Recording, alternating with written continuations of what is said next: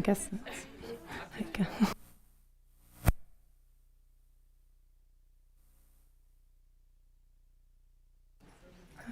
okay, so I guess we'll begin. It's 10:35.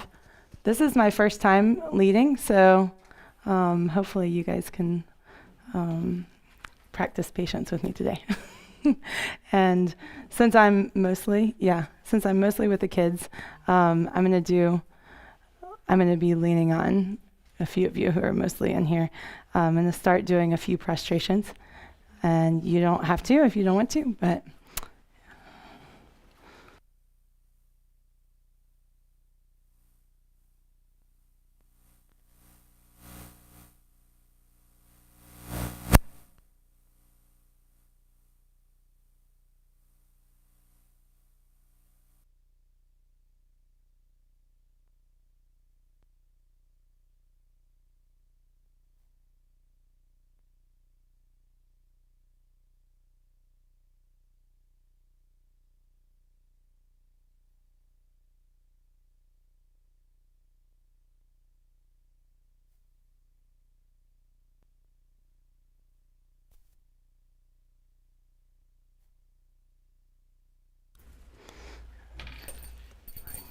okay, we usually begin saying a few prayers,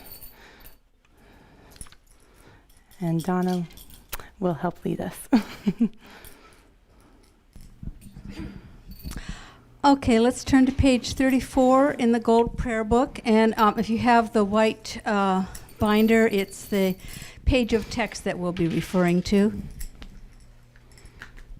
And we'll start with the Shakyamuni Buddha mantra 3 times. Taya cha om mune mune maha munaye soha. Taya cha om mune mune maha munaye soha. Taya ta mune mune maha munaye soha. And now we'll do the Medicine Buddha stanza and the mantra 7 times. Bhagawan with equal compassion for all, whose name, when merely heard, dispels the suffering of the lower realms, dispeller of disease and the 3 poisons, I prostrate to Medicine Buddha lapis light. Teata om bekanse, maha bekanse, raja samudgate soha. Teata om bekanse, maha bekanse, raja samudgate soha. Teata om bekanse, maha bekanse, raja samudgate soha. Teata om bekanse, maha bekanse, raja samudgate soha. Teata om bekanse, maha bekanse, raja samudgate soha. Teata om bekanse, maha bekanse, raja samudgate soha. Teata om bekanse, maha bekanse, raja samudgate soha. And now we'll say the 4 measurables 1 time in English. And we're going to say it kind of slowly. And this is, an expression of the bodhicitta mind. So let's try to think about what we're saying. May all sentient beings have happiness and the causes of happiness. May all sentient beings be free from suffering and the causes of suffering. May all sentient beings be inseparable from the happiness that is free from suffering. May all sentient beings abide in equanimity, free from attachment for friends and hatred for enemies. And now we'll flip to the bottom of page 37, and we'll say the Chenrezig's mantra 8 times and Green Tara's mantra 7 times. Om Mani Padme Hum, Om Mani Padme Hum, Om Mani Padme Hum, Om Mani Padme Hum, Om Mani Padme Hum, Om Mani Padme Hum, Om Mani Padme Hum, Om Mani Padme Hum. Om Tare Tu Re So Ha. Om Tare Tu Re So Ha. Om Tare Tu Re So Ha. Om Tare Tu Re So Ha. Om Tare Tu Re So Ha. Om Tare Tu Re So Ha. Om Tare Tu Re So Ha.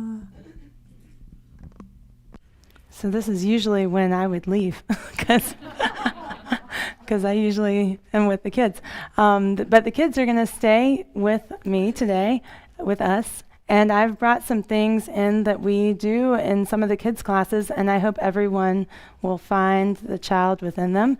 And feel free to move if you need to move, to color a coloring page if you need to color a coloring page, to come sit in the middle and learn how to do a sand mandala. These coloring pages and the sand mandalas are all secular mandalas that we use in the children's program to prepare the kids' minds and bodies for being together and meditating. And today we're going to be talking about the practice of mandalas in the Tibetan tradition and traditionally, and we're going to do something really untraditional with it today. So I've seen some people walk in since I said it first. This is my first time leading, and so please be patient with me, but also know that I am the most lay person that you'll ever have up here. So whatever I say, feel free to question it. Feel free to ask me what my resources were. And if I don't have the answer, I'm going to say I don't know, because we have so many more experienced practitioners in this room, and we have awesome monks and nuns at the center that we can ask questions of if any of this sparks interest in you and you want to know more. Okay, so we're going to start just with this video of the Dalai Lama doing a traditional Tibetan mandala. So he's speaking in English in the video, but it's being voiced over in Russian, and there's English subtitles. So if anybody in here can't read, just ask somebody to read the subtitles for you, and then and we're not going to be talking about what he's talking about while he's doing his mandala, but I wanted you guys to see what a traditional mandala is like. And then afterwards, I asked Jill to come and actually demonstrate a mandala for you in practice. So we're going to do this first.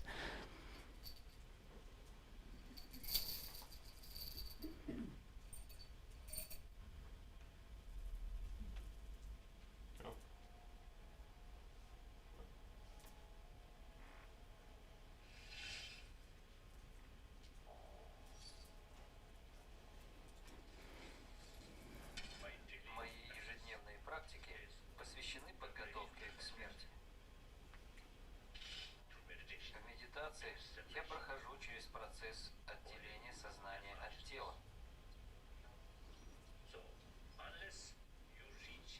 До тех пор, пока не проявится наитончайшее сознание, невозможно отделить ум от тела. Только когда вы дойдете до этого глубочайшего уровня, сознание может отделиться от тела. Мы проходим через разные уровни ума, все глубже и глубже, пока не достигаем глубочайшего уровня, который и есть ум ясного света. Иногда я в шутку говорю, что за сутки 7 раз умираю и рождаюсь вновь.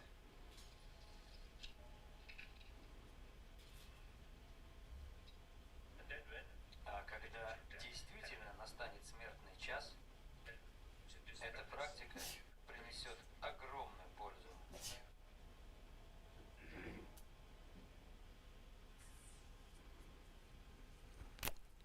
Okay, Jill, do you want to come up and show us?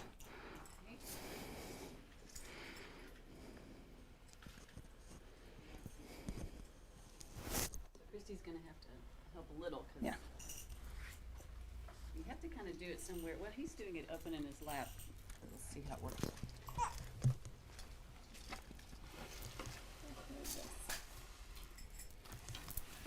Okay. So.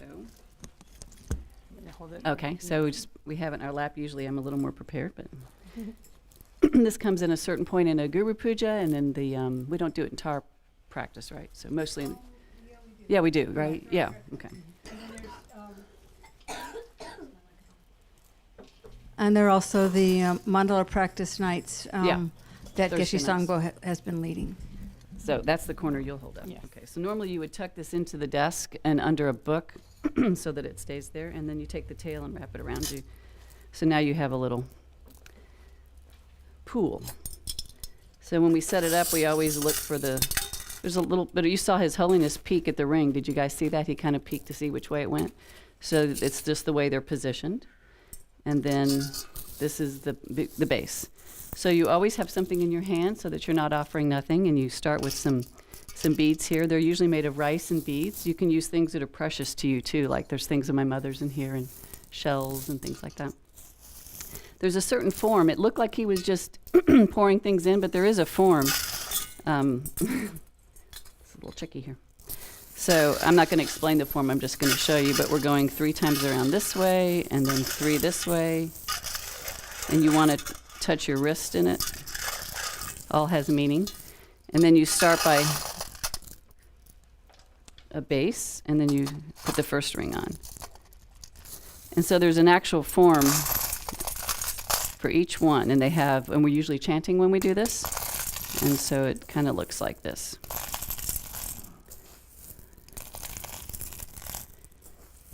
We fill up the first one, put the second one on, and while you're filling it, you can imagine that you're filling it up with everything beautiful in the entire universe. So this represents the universe. And so you're filling everything up with all that's precious to people. You can think of your own things that are precious to you, or what you wish everyone had, that they needed.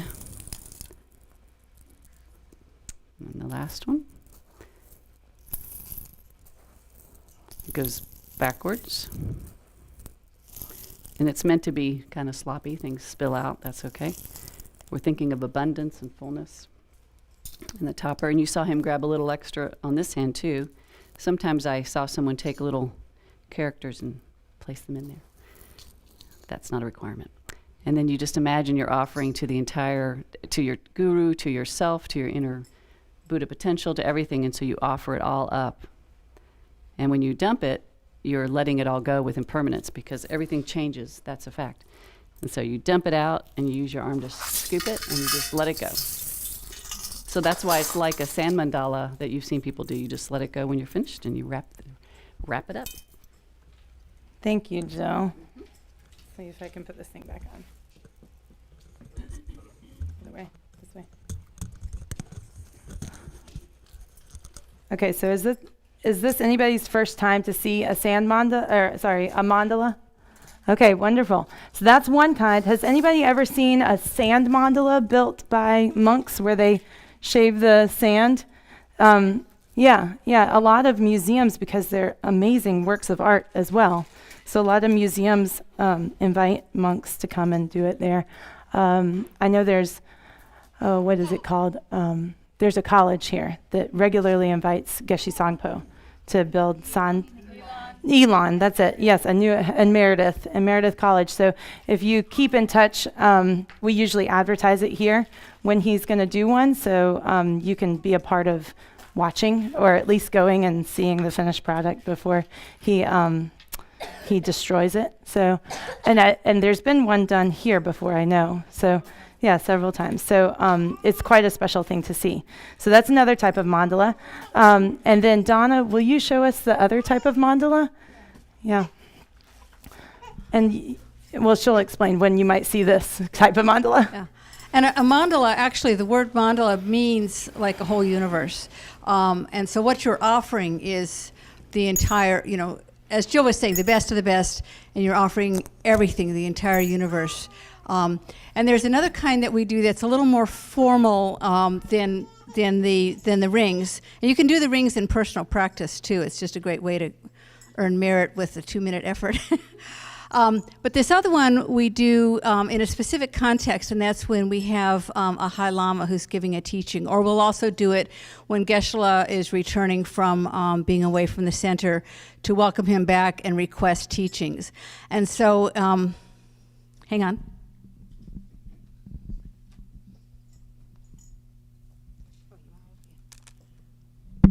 So when we do this mandala, we start with offering the entire universe, and that's this. And you'll see that there's 5 posty kind of things on the top, and they represent the center one. This represents actually the whole universe, and this is kind of according to the Tibetan cosmology. So the center one is Mount Meru, which is like the holy, holy, holy site, and then around it are the 4 continents. I don't actually know all the significance of the streamer, but it is in the 5 colors of the 5 Buddha families. So you would offer it by, why don't you put the tray down? So we'll imagine there's a high teacher here, and Jill is the person offering. So she would hold the mandala and offer it to the teacher. And then the streamer goes from her left shoulder, to over her right shoulder.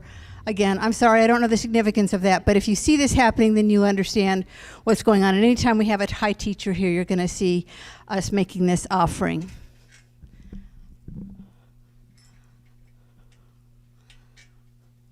So that's the whole universe, and then we offer also the body, speech, and mind of the Buddha, our own body, speech, and mind.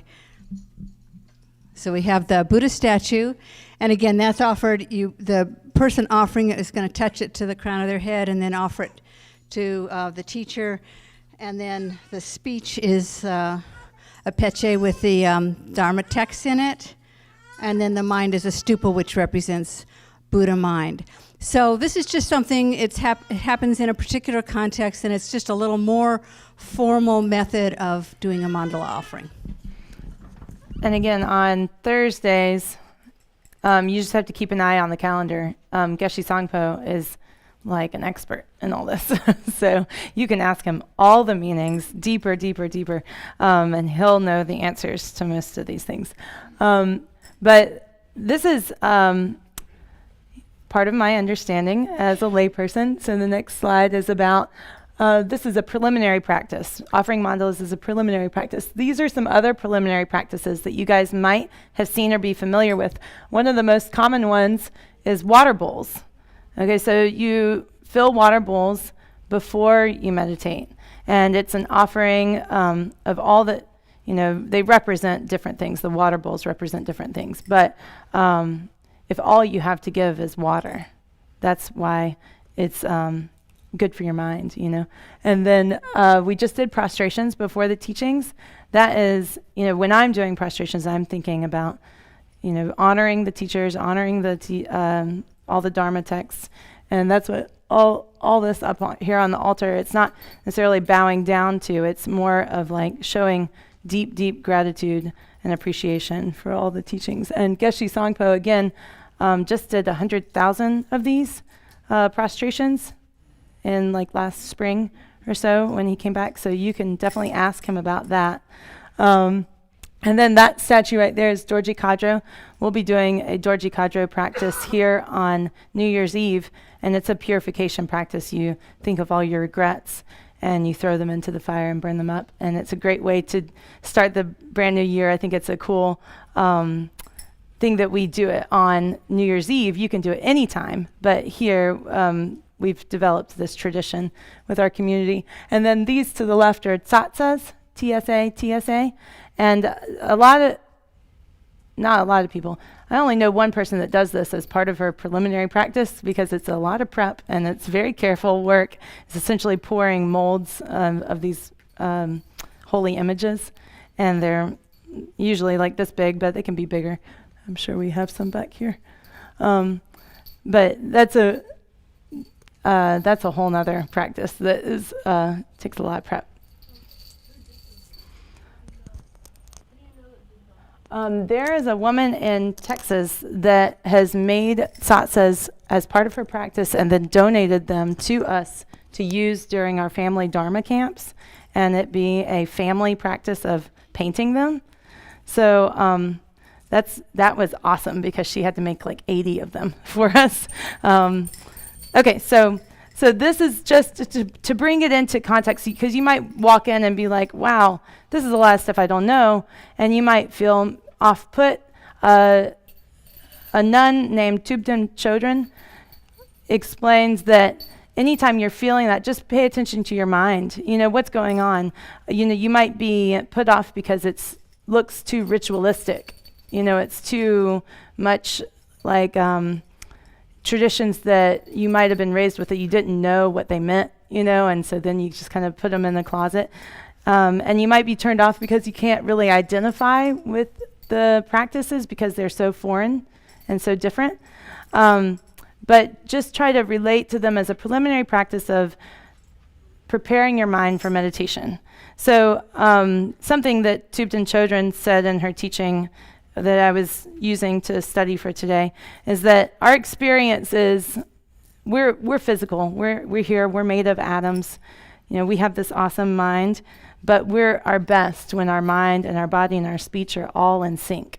And so this is just a way to bring our mind and body and speech all in sync. You can see there's children doing sand mandalas. There's adults doing sand mandalas. This is because, you know, some people need to move. I remember when I started meditating, I fell asleep. And I remember this teacher saying, maybe you need to sleep, because I thought I was doing it wrong.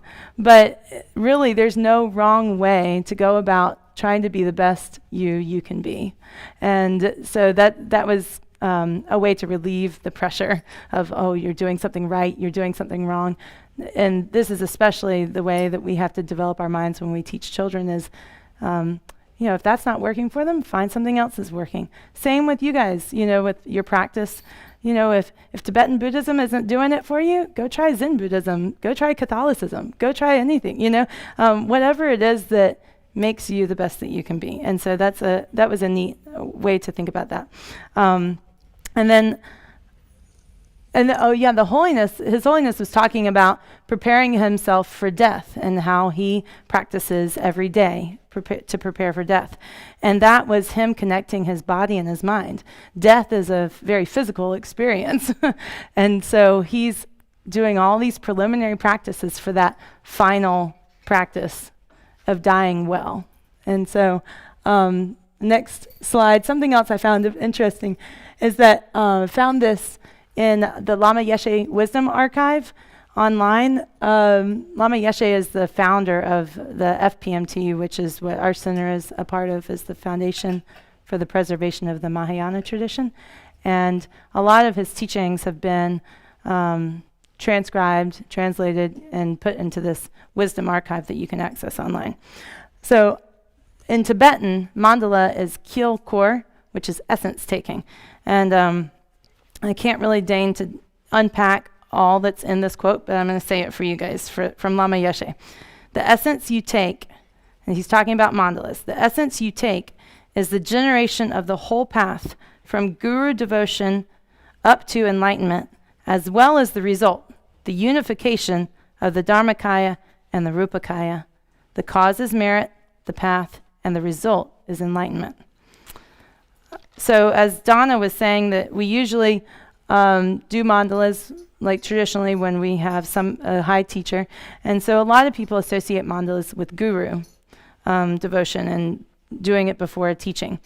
And it's offering the entire universe, like, may everybody have everything they need so that this teaching like hits the spot. And actually there's a teaching in in the Bible that's about people's minds being like a field with rocks, or a field with sandy soil, or a field with the best, topsoil that you can imagine. And it's imagining that teaching being like a seed that hits just the right garden with all the right fertilizer. And there's no rocks, there's no lack of rain, there's no lack of anything. You've got everything you need to thrive, and be the best. And for that teaching to hit home, and you can like put it into action as soon as it hits your heart and your mind.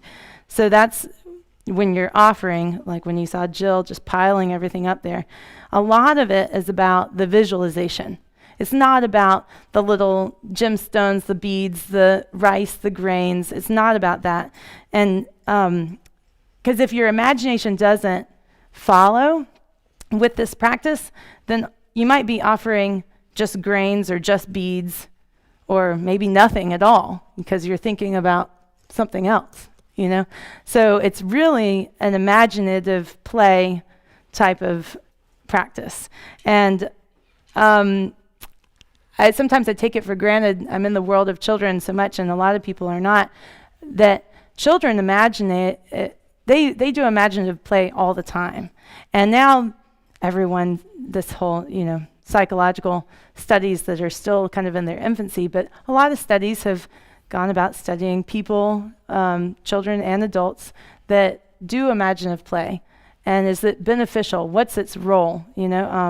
Especially when we all agreed as a society that like child labor wasn't okay, that children should play when they're young and not be working in the cotton mills, So there's some studies that have shown that imagination helps us recognize our own emotional responses. That people who practice more imaginative play than people that don't are generally more cooperative. They practice more empathy. They're able to understand other people's emotions. They're emotionally engaged, not separated. Have you guys heard of, what is that term that everyone is using now when you hear all the bad stuff in the news, the fires? You have like compassion fatigue or something like that. I think that there's a word, but psychologists again have said, it's a real thing to have, like, you hear all this bad stuff and you say, another bad thing happened. And so people who are more emotionally engaged might not have that same reaction. They're more thoughtful, they're more understanding, they have less negative emotional expressions, so like selfishness or anger. They have studied these in one way or another. I can point you to the articles that I read in the psychological journals.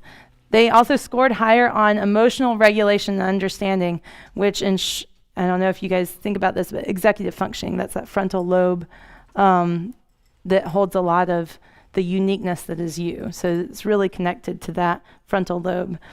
So there's a lot of neurological evidence that imagination / visualization, in Tibetan tradition, you'll hear us talk about visualizing a lot.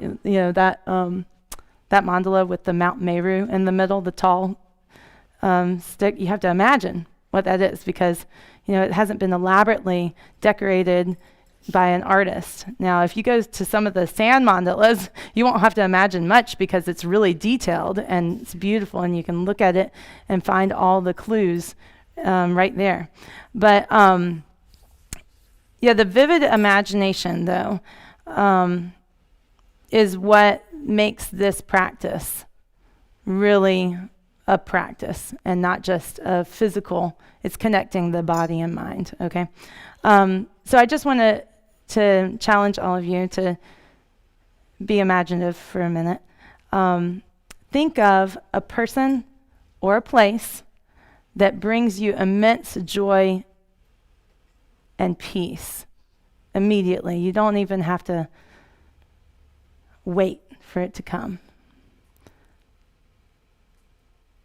Imagine that person's face or that place and what the light looks like, what the temperature feels like on your body. Try to imagine all the senses. Imagine that person and what their skin looks like, or their hair, what their hand feels like when it touches yours.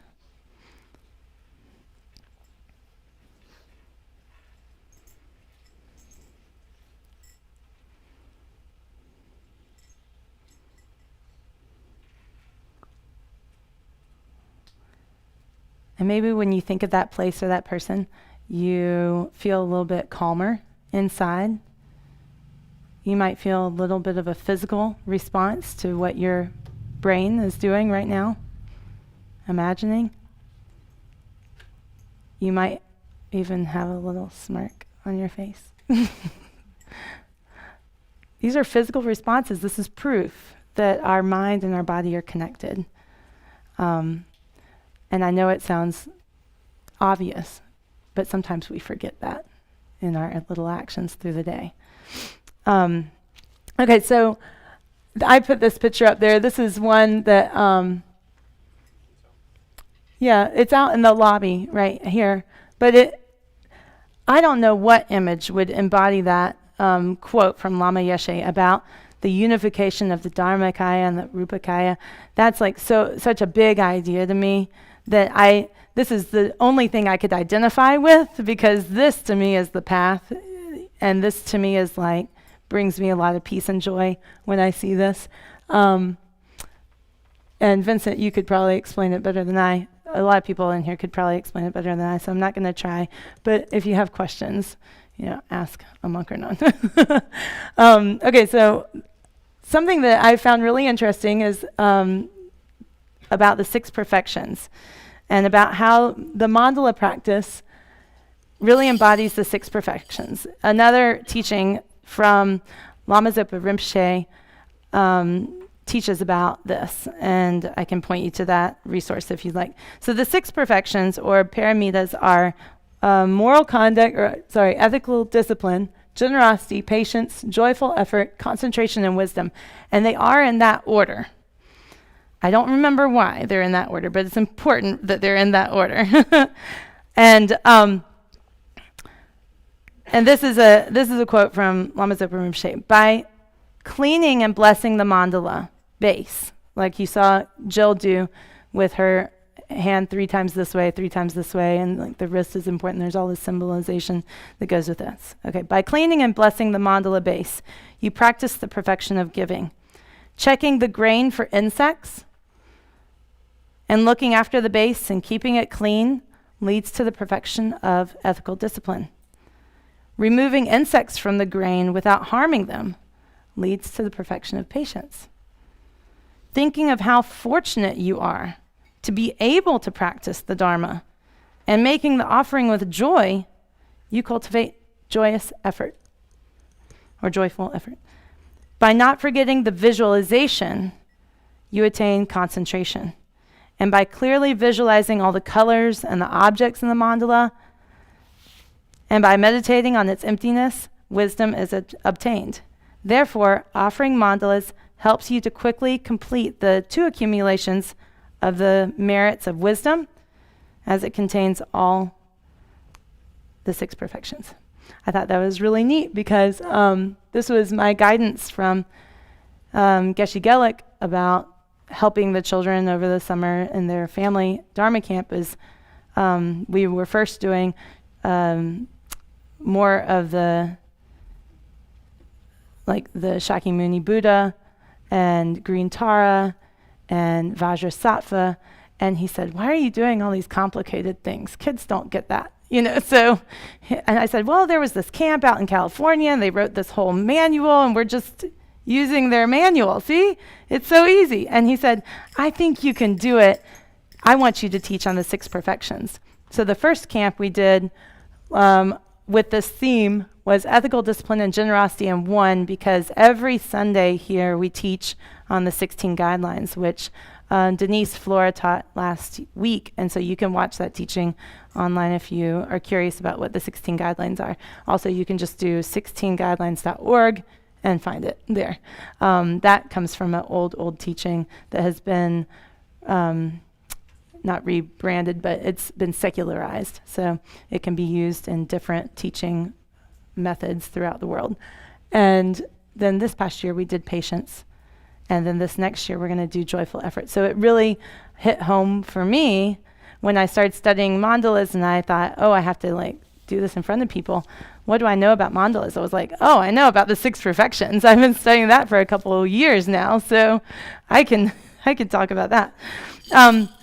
So over here, this is getting into the non-traditional thing we're going to do today, which is build a mandala out of donation items that are going to go to Interact, which is a women's shelter here in Raleigh.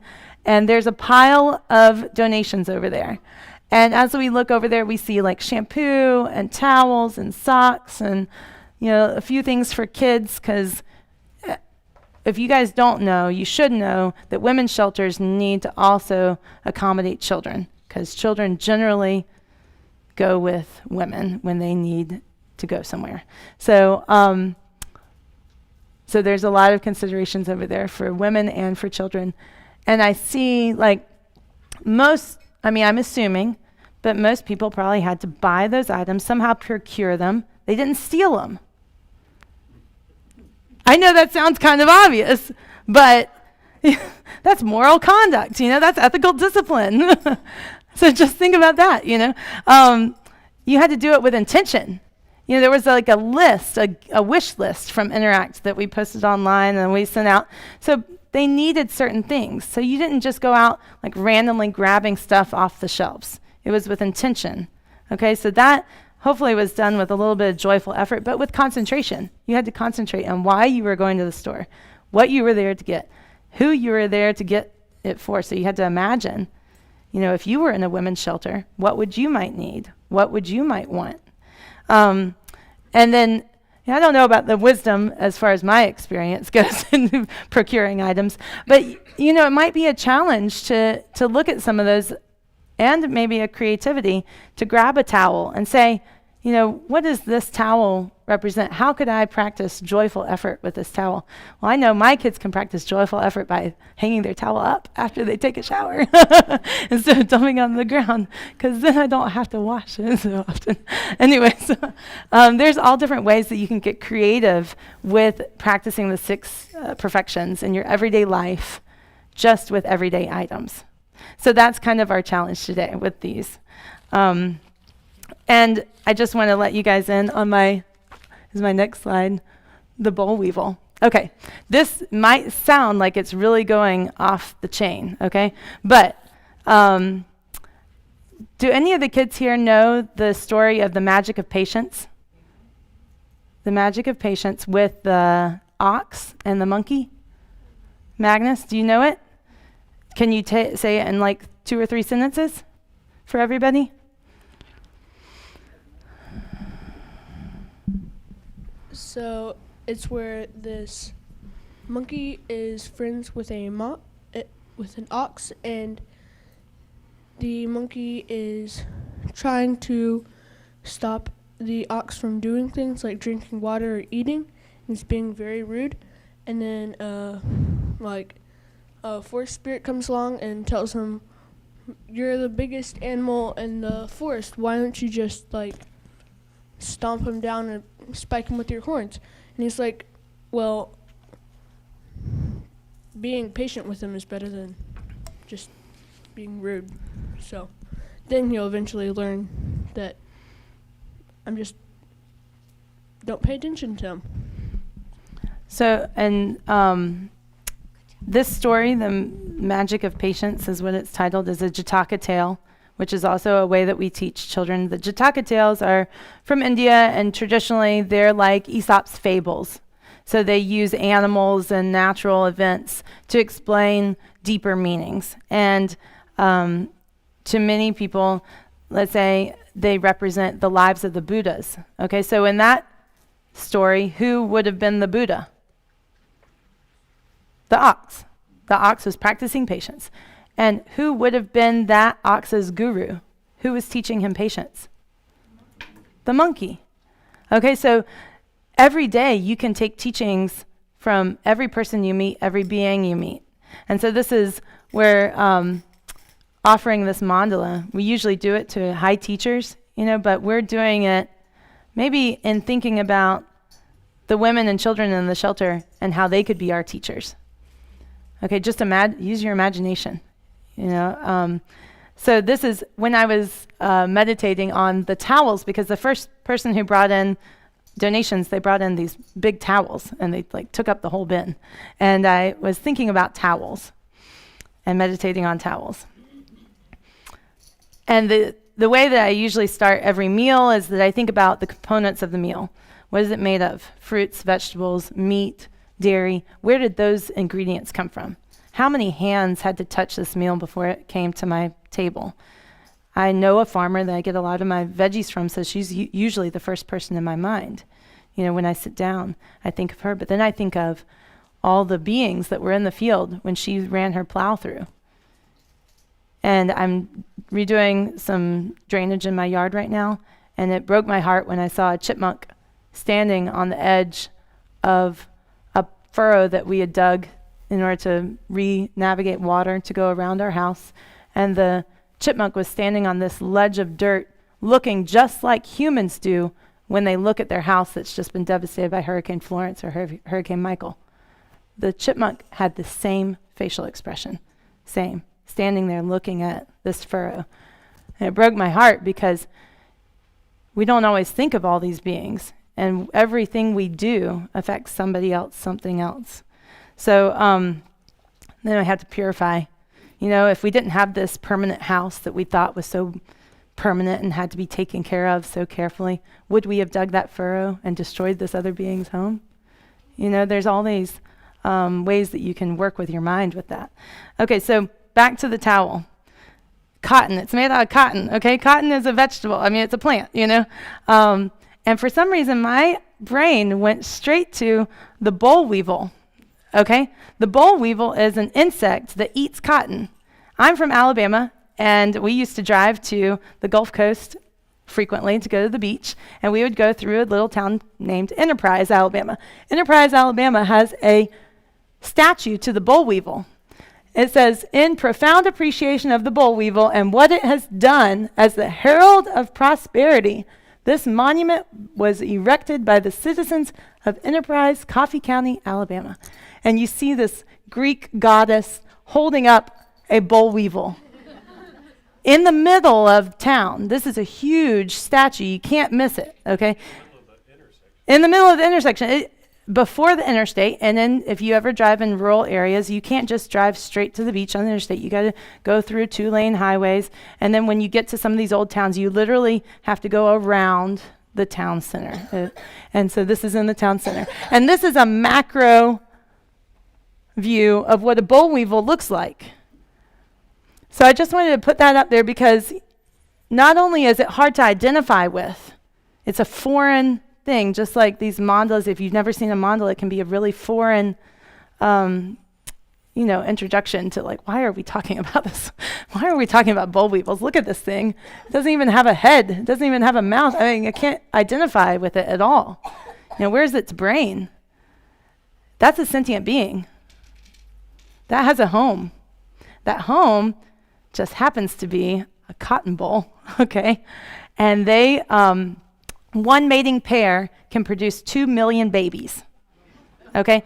So they lay their eggs in the cotton bud, and the eggs mature, and the little baby boll weevil has all this yummy, fresh, brand new cotton to eat its way out, and then it has a happy life out of the cotton boll. Well, guess what? The farmers are left with no cotton. The bud opens up, there's nothing there. It's all been eaten, okay? So back in the 1914, 1915, the boll weevils infested the South. And they destroyed the cotton industry, destroyed it. So there's a entomologist at NC State that said this. He said, "I cannot think of another insect that's displaced so many people, changed the economy of rural America, and was so environmentally injurious."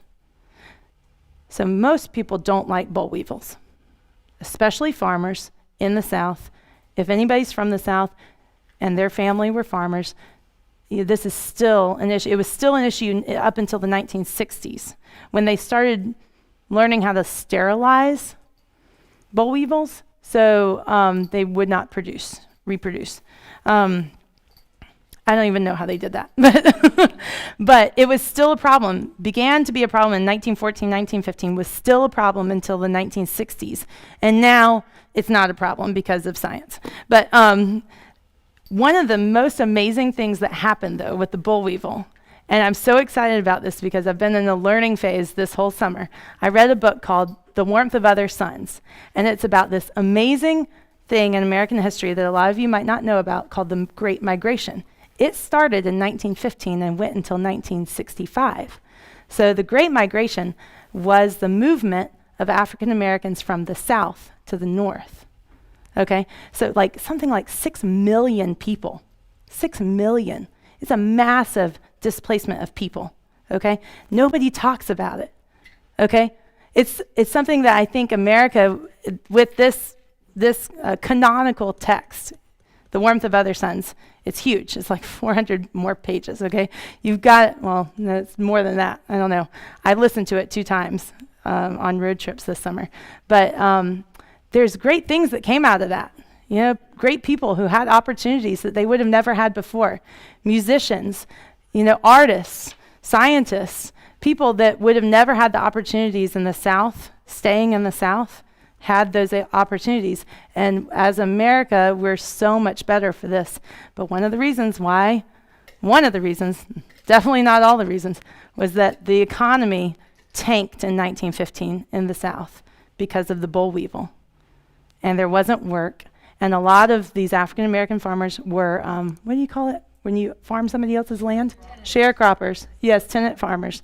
Okay, so that gets into a lot of economy of what that system was, but they were in massive debt already, okay, to the farmer that they were sharecropping the land for. And then they got into more debt. In 1915, there was something, or 1914, I wrote these stats down. 1914, in this county, Enterprise, Alabama, and Coffee County, there were 15,000 bales of cotton harvested. 1915, 5,000 bales of cotton.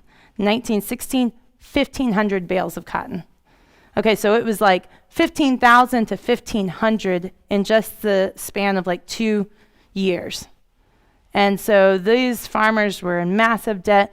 And when you get into massive debt with the white farmer and you're the black farmer, you're in trouble. You know, you got to get out of town. Okay? So that's what happened with a lot of people, especially in Coffee County, but all over the South. Okay? And so we can thank the boll weevil in part for some of the awesome musicians and artists and scientists and other people that we benefit from today, because their families had to move, you know, in order to get those opportunities. And they were put in hard straits for that.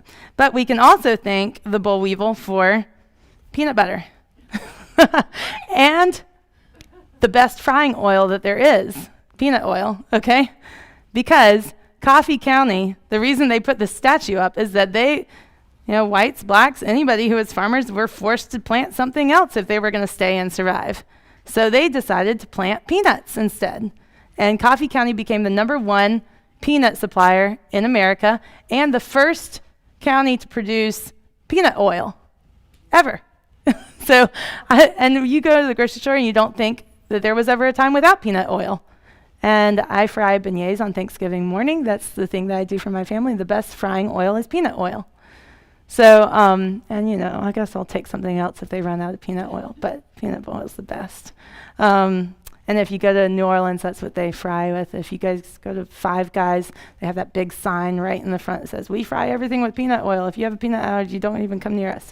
So, anyway, it's just little known facts, but this is ways to bring joy into your mind when you're doing practice, and when you come across something that sounds foreign or looks foreign or feels foreign, you just look deeper and you stay on the positive side and you find something good about it. And the people of Coffee County did that with their boll weevils when the rest of the country did not. I thought that was really interesting.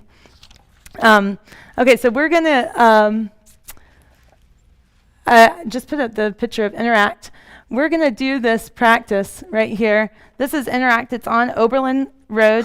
They have a women's shelter, but they also offer other services. They offer point of trauma counseling for women who are in domestic abuse situations or otherwise.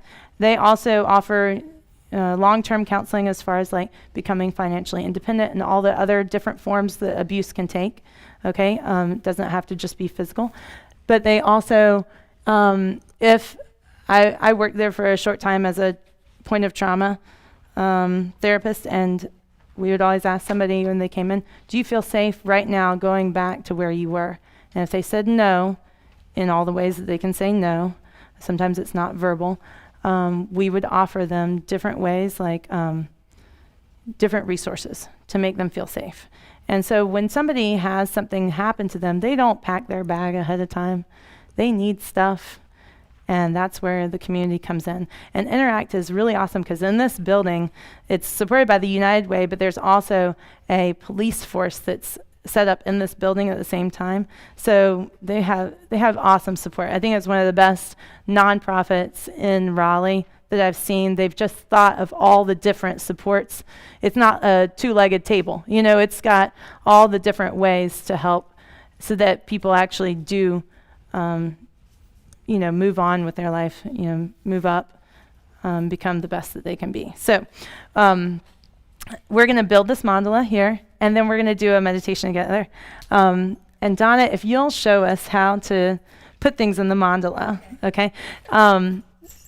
This is just made out of poster board, so it's not metal, rings like the ones, but what we're going to do is fill the bottom. And as soon as we fill the bottom, and there's plenty of stuff over here. So if you go around and you pick up one or two things and there's still stuff and you want to come back around and put more stuff in, feel free to do that until that table over there is empty and this mandala is full. So they're just going to dump things at the bottom, and you can arrange it any way you want to. Yeah, wonderful. And then, we'll just get up and go around as you feel led, and you can pick anything you want to. If you've been thinking about the 6 perfections and how shampoo somehow makes you, embody joyful effort, then pick up the shampoo bottle and put it in. Generally, we're going to put like the heftier or the bulky items on the bottom, and then the heavier items on top of that, and then the lighter items at the top of that. And we'll just keep building it.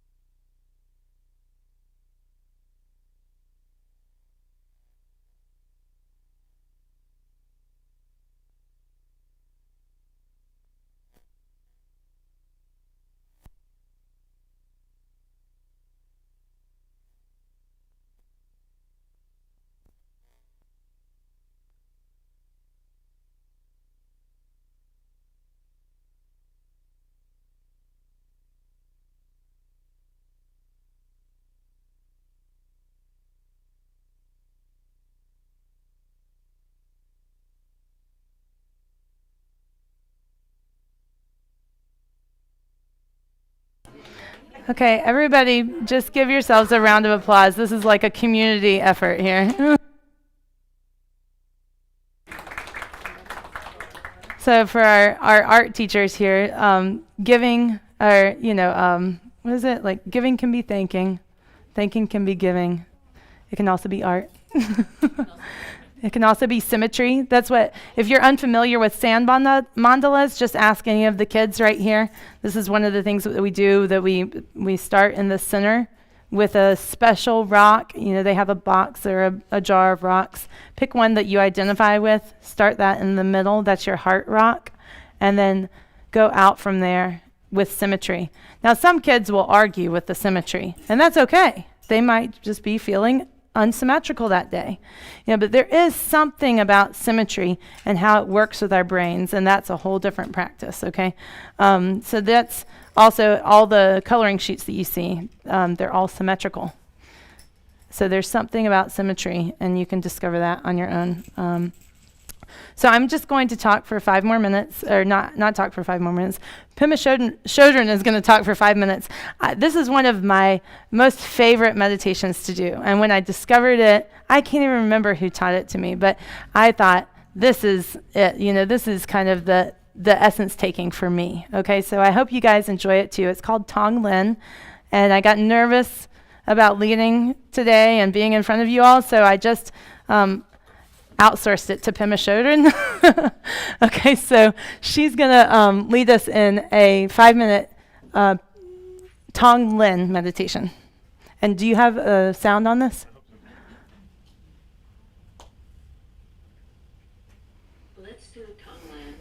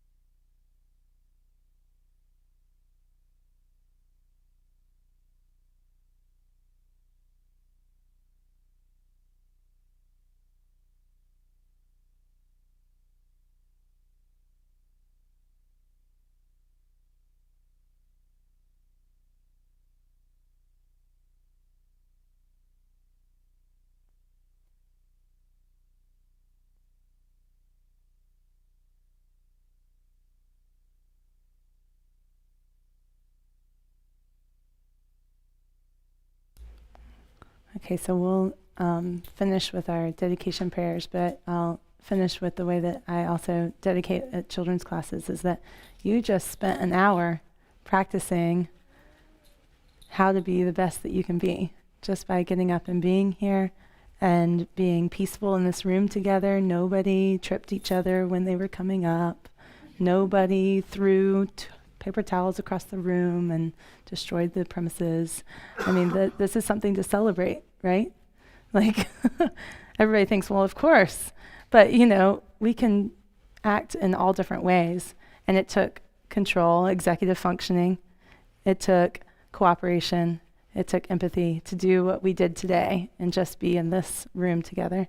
So may we benefit that positive merit that we accumulated just by being peaceful together to our own minds, to carry this forward to your neighbors and the other people that you see in this room, and on down to the bugs that you don't even identify with, that you might not even be aware with. May you be of benefit to all of these sentient beings, so that we can all accomplish that unification of Dharmakaya, Rupakaya, all the way up through the entire path, all the way to enlightenment.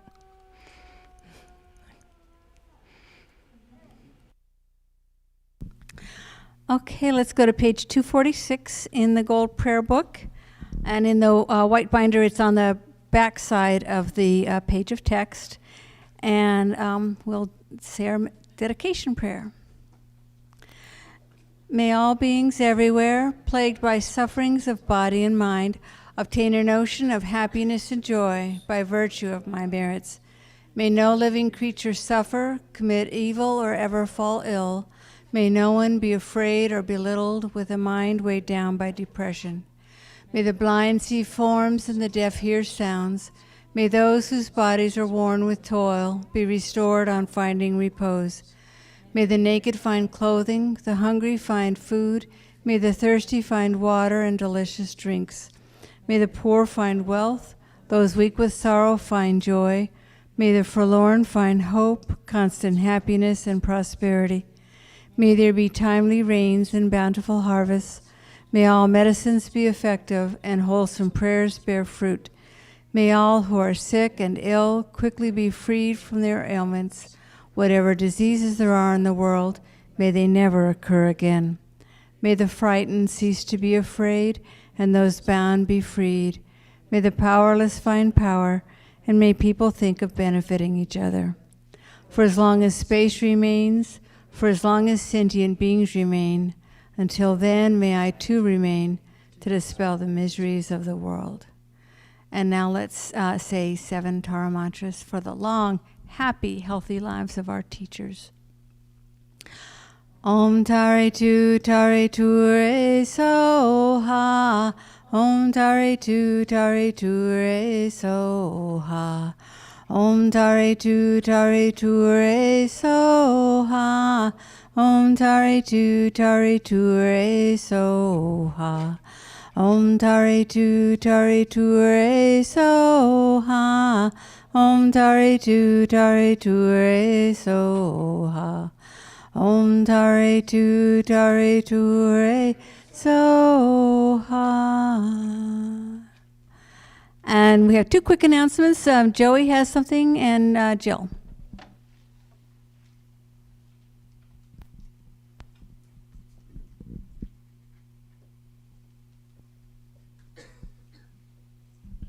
My leg went to sleep. So I'm from the Serenity Gardeners, and we're just finishing up putting our bed, flower gardens to bed and everything.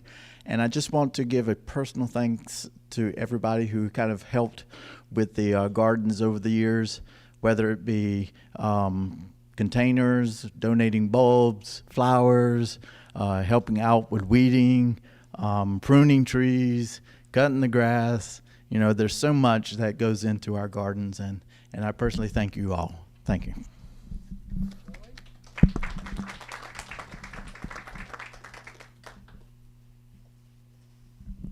Okay, we're going to take a vast break from the annual appeal this Sunday, since we just need a break every once in a while.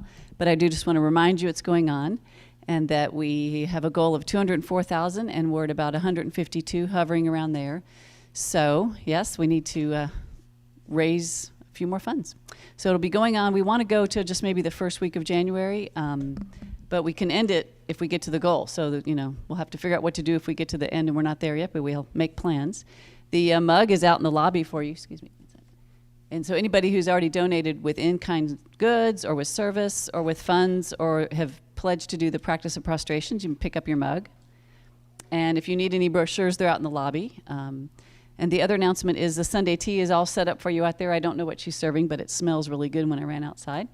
And, if you haven't noticed, I'm wearing the new shirt. So everything changes. That's the fact is the next in Don and I collect secret. We peek at each other during teachings and we go, that's a good one. So we collect his quotes and then we decide what we're going to do and print the next one. So this one's brand new for this week. It's out there in the lobby. $20 for a t-shirt, pens are $1. And if you buy a t-shirt today and wear it next Sunday, we'll greet Geshe at the door and do one of those we did last Sunday, like, ta-da. He never quite gets what we're doing, but he figures it out eventually. So they're $20 out there, and they're all long sleeve men's and women's. So thank you very much. Yes, if anybody wants to stay and disassemble the mandala, that is part of the practice. It's it's impermanence, and the kids do that with their sand mandalas. We ask them to destroy it, and you see it with these beautiful sand mandalas that monks, they sweep them just like with no hesitation. They sweep it into the center. This beautiful, beautiful artwork, boop, gone. It's just gray sand after it's all over. So there's all these plastic bags. We'll just put everything in plastic bags and then take them out to the yellow Honda Civic outside. It's like bright yellow. Can't miss it. And we'll throw them in the back, and Vincent will drive them to Interact, today or tomorrow. And if anybody wanted to make donations and weren't able to, Interact is on Oberlin Road. They have an awesome thrift store, so you can take your donation items there and then stay and shop if you want to. And that all the proceeds also benefit the Interact place. So, thank you.